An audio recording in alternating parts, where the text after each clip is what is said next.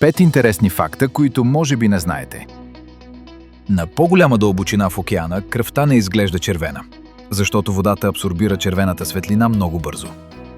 Ако се порежете там, течността ще изглежда призрачно-зелена или черна, тъй като липсва светлинният спектър, който да се отрази от нея. Слънчогледите са естествени прахосмокачки за радиация и могат да изчистят почвата от тежки токсини. Учените често ги засаждат в аварийни зони като Чернобил и Фукушима, защото корените им безопасно извличат и складират опасните вещества. Въпреки ослепителния си блясък, основният канал на една светкавица често е широк едва колкото човешки палец. Интензивната светлина е тази, която я кара да изглежда много по-дебела и масивна в небето, отколкото е в действителност. Бебетата се раждат без костни капачки на коленете, а имат само меки хрущялни структури на тяхно място.